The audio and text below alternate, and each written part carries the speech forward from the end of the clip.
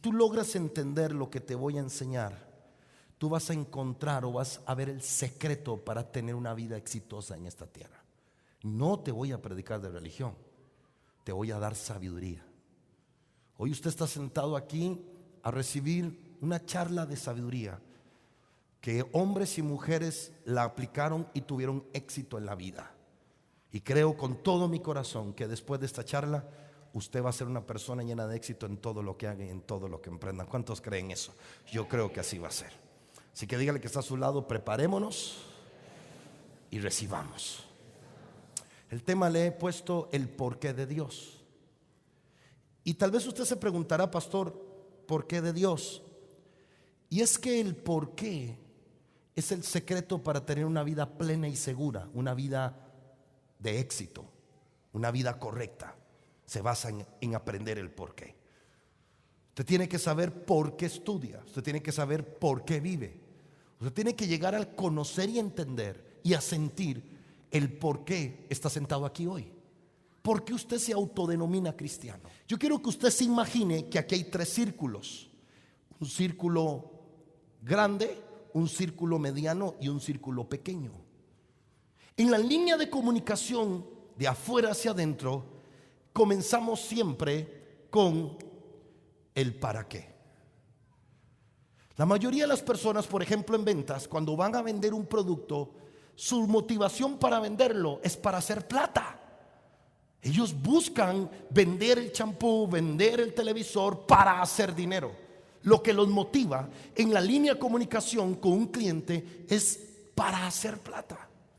Luego que ellos entienden el para qué o para qué funciona, tienen la línea de comunicación el cómo. Entonces, ¿para qué funciona? ¿Cómo funciona? Y por último, dejan el por qué funciona. Cuando la gente piensa así, su vida va a ser una vida normal y tradicional. El 80-90% de los seres humanos piensan de esa manera. Entonces, ¿para qué funciona? ¿Cómo funciona? ¿Y por qué funciona? Pero históricamente, comenzando por nuestro Señor Jesucristo y varios personajes y empresas de la historia, cambiaron la línea de comunicación, que en lugar de ser de afuera hacia adentro, la hicieron de adentro hacia afuera.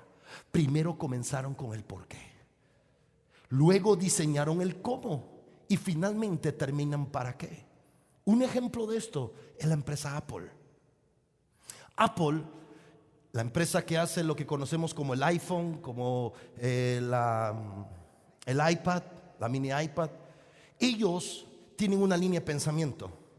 Apple dice: la gente no compra lo que hacemos, la gente lo compra en el por qué nosotros lo hacemos. Y por eso hoy en día es una de las empresas más poderosas e innovadoras del mundo. Apple, cuando va a sacar un producto, no piensan en para qué van a sacar ese producto, no piensan en cómo va a funcionar ese producto. Apple piensa: ¿por qué vamos a sacar ese producto? Y Apple dice: porque va a traer una solución, en este caso a uno como pastor para predicar, porque va a traer una solución para que la gente se pueda comunicar. Entonces, ok, ya sabemos el por qué. Ahora pensemos en cómo lo hacemos. Lo vamos a hacer de este tamaño, lo vamos a hacer esto, va a tener estas funciones. Y finalmente tienen el para qué. ¿Para qué? Para que la gente lo compre. Entonces, cuando, por ejemplo, antes de que saliera el primer iPhone, la tecnología en los Estados Unidos no estaba lista para usar el iPhone. Pero la gente lo compró no porque ya hubiera tecnología, sino la gente lo compró porque Apple les vendió la idea del por qué habían hecho ese primer teléfono. Hoy en día muchas veces la gente quiere cosas, pero no saben por qué las quieren. En el momento en que tú entiendas el por qué, el cómo y el para qué automáticamente se activa. Pero si vives una vida buscando solucionar para qué y cómo hacerlo sin saber tu por qué, difícilmente te vas a sentir pleno y seguro y vas a estar en una vida llena de altibajos. ¿Cuántos de los que están aquí han escuchado hablar de Samuel Langley? En el año 1900, el gobierno de los Estados Unidos, el Departamento de Guerra, destinó $50,000, que era un montón de dinero en aquel tiempo, a un hombre llamado Samuel Langley. Samuel Langley era un hombre estudioso con altas calificaciones en la universidad. Él tomó esos $50,000 y buscó en la universidad a los más estudiosos y conocedores de la ciencia. Los metió en una bodega y el New York Times andaba detrás de él haciendo el reportaje. Samuel Langley dijo: yo voy a ser el inventor de la primer máquina voladora. ¿Qué era lo que motivaba a Samuel Langley a hacer el avión? Para hacerse rico, para hacerse famoso, para tener fortuna, para ser reconocido en los medios. Pero resulta que él no inventó el avión teniendo lo que se conoce comúnmente como la receta del éxito. Allá afuera en el mundo nos enseñan que la receta del éxito es recursos, conocimiento y dinero. Él tenía los recursos, que eran la gente estudiada. Él tenía el dinero y él tenía conocimiento. Y si realmente el éxito dependiera de esa famosa frase, él hubiera sido el inventor de la aviación, pero no lo hizo. A unos 300 kilómetros de ahí, en Ohio, habían dos jóvenes hermanos conocidos con los hermanos Wright. Ellos no eran universitarios, no tenían dinero. De hecho, ellos vivían de ventas de bicicletas. Y con las ganancias que le dejaban las ventas de las bicicletas, ellos empezaron a invertir en inventos para inventar la primera máquina voladora. Buscaron los amigos y les hablaron del por qué ellos querían una máquina voladora. No era para hacerse millonarios, no era para hacerse famosos. Ellos lo hacían porque querían ayudar a que la humanidad tuviera un avance tecnológico como era la aviación. Lograron convencer a sus amigos que tampoco eran universitarios, trabajaban día y noche. Cuenta la historia que los amigos siempre andaban con vendajes, porque los hermanos Wright en cada intento siempre se estrellaban y se golpeaban y se rajaban la frente. Y era parte, el botiquín era parte. Y el 17 de diciembre del año 1903, por primera vez el hombre pudo volar. Y lo hicieron los hermanos Wright. No tenían el New York Times que estaba ahí escribiendo la historia. No tenían dinero para lograr sus sueños, pero tenían algo. Tenían un porqué lo estaban haciendo. Cuando Samuel Langley se da cuenta, abandonó el proyecto. Si yo hubiera sido él, yo voy donde los hermanos Wright, los felicito, y luego hubiera tratado de mejorar el invento que ellos hicieron. Pero él lo abandonó. Escucha esta palabra: él lo abandonó, porque cuando tú no tienes claro el porqué de tu vida, lo cambiarás por cualquier para qué. Lo cambiarás por cualquier cosa. Y otro ejemplo que me gusta mucho. Todos nosotros, me imagino que conocemos la historia del doctor Martin Luther King, un hombre de raza negra, que en el año 1963, en el mes de agosto, bajo un sol, logró convocar a 250,000 personas. No había internet. No era un hombre reconocido y no era el único negro de aquel año que sufría por los derechos civiles. Pero él logró convocar de todos los Estados Unidos 250,000 personas, dentro de cuales el 25% de los oyentes eran de raza blanca. No era la gente no llegó a oír un pleito entre negros y blancos. La gente no llegaron para oírlo hablar. No llegaron a verlo como él hablaba. Llegaron a escuchar el por qué él hablaba.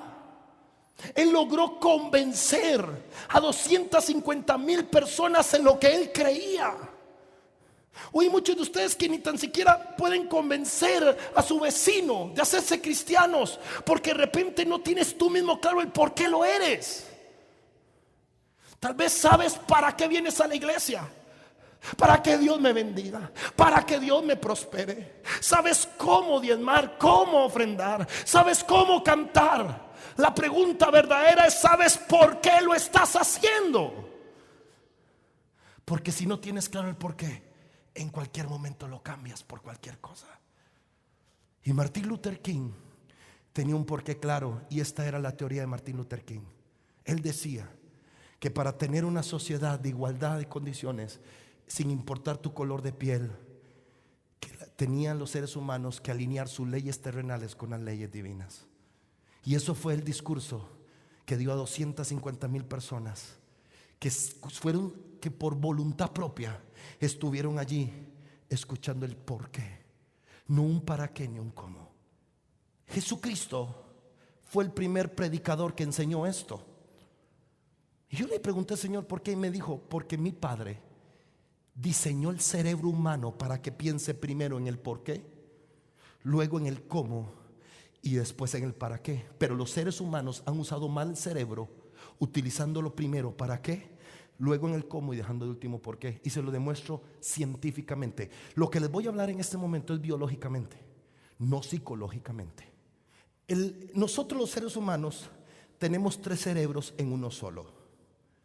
El cerebro, si ustedes lo ven, está en círculos, como les dije ahora. Un círculo, otro círculo y otro círculo. El círculo más pequeño se le llama el cerebro reptiliano.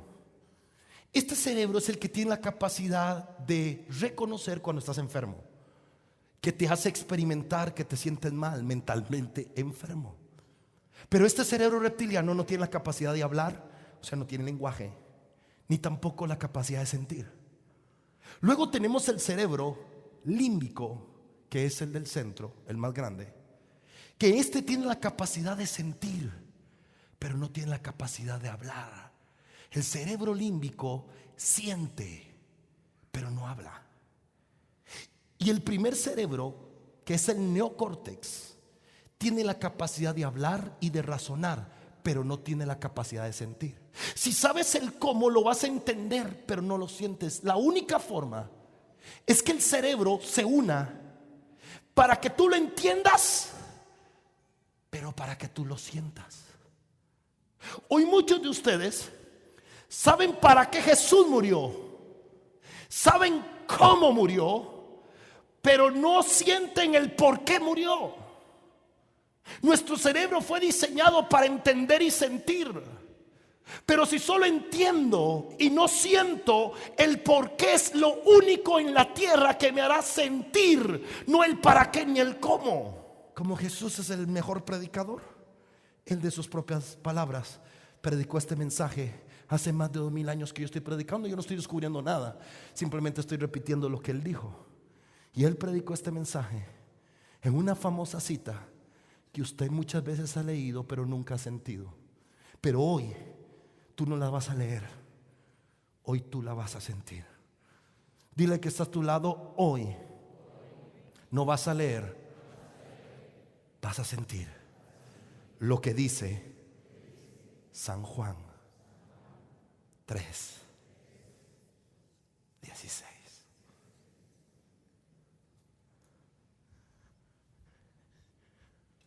Porque de tal manera amó Dios al mundo, como que ha dado a su Hijo unigénito, para que todo aquel que en él cree no se pierda, pero tenga vida eterna.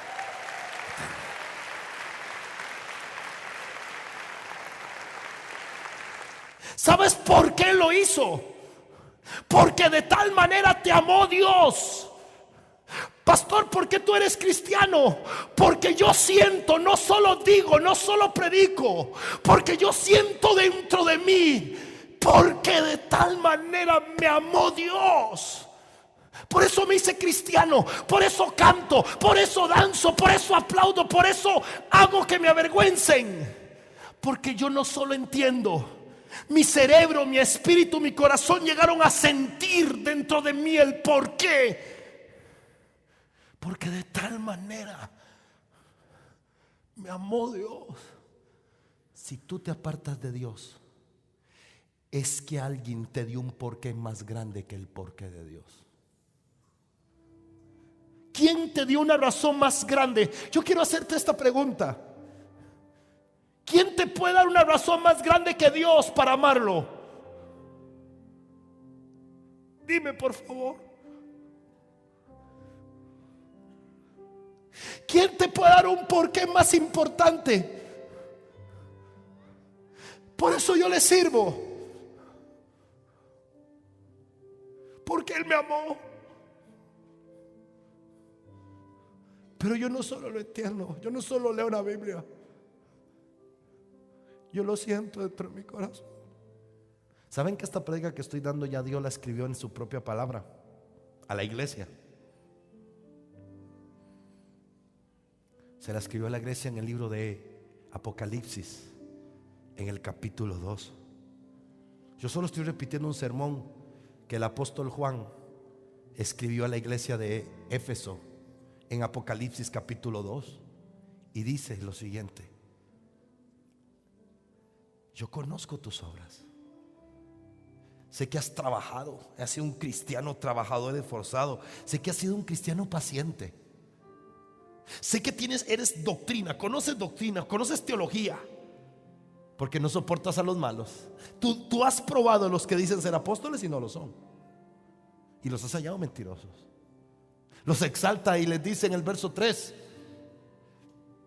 has sufrido, has tenido paciencia, has trabajado, has sido un líder, has servido por amor de mi nombre y no te has dado por vencido. Wow, si yo fuera esa iglesia, si yo estuviera ahí sentado escuchando a Juan predicarme a mí, yo levanto la mano y digo amén, recibo esa palabra, es para mí. Pero de repente en el versículo 4 Dios les dice: pero tengo contra ti que se te olvidó el por qué has sufrido, el por qué has trabajado. Se te olvidó tu primer amor. ¿Sabes dónde se basa el primer amor? Aquí. Porque de tal manera me amó. Este es mi primer amor. El porqué de Dios, el por qué envió a Jesús. Ese es mi primer amor. ¿Te acuerdas cuando te convertiste? ¿Por qué estás sentado aquí hoy? ¿Por qué le sirves a Dios? ¿Por qué tocas un instrumento como ese? ¿Por qué levanto mis manos para que me bendiga? ¿Por qué doy mis ofrendas para que me prospere? ¿O lo hago porque de tal manera me amó Dios? ¿Por qué? Olvídate el por qué y te puedes perder y no tener vida eterna. Olvida el por qué te casaste y te puedes terminar divorciando. Olvida el por qué trabajas y en cualquier momento terminas renunciando a tu trabajo. Olvídate del por qué sirves y en cualquier momento abandonas el servicio a Dios.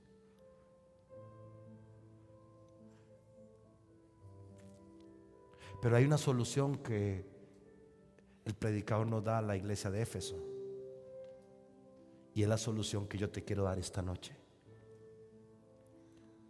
Recuerda, por tanto, de dónde has caído. Recuerda, lo dice Dios, recuerda en qué momento. Y una vez que lo recuerdes, viene lo segundo: arrepiéntete. Arrepentirse es un cambio de pensamiento como tuvo el hijo pródigo. El hijo pródigo dice: ¿qué estoy haciendo aquí comiendo con los cerdos? Voy a regresar a la casa de papá. Él se arrepintió. Él cambió de dirección, cambió de rumbo. Y dice lo tercero: haz las primeras obras. Vuelve a hablar de Jesús como lo hacías cuando te convertiste, ¿te acuerdas? ¿Te acuerdas cuando a todo mundo le contabas del Señor? Vuelve a las primeras obras. A veces los matrimonios dicen: amor, estamos tan mal, hagamos algo nuevo, vámonos de paseo, hagamos algo diferente porque estamos mal. Si quieres volver al primer amor, hagan aquellas cosas que los hicieron enamorarse. Yo predico este mensaje para que usted se vaya de aquí amando a Dios, entendiendo el por qué lo ama. La pregunta que te hago a ti esta noche es: ¿tú lo has dejado de sentir?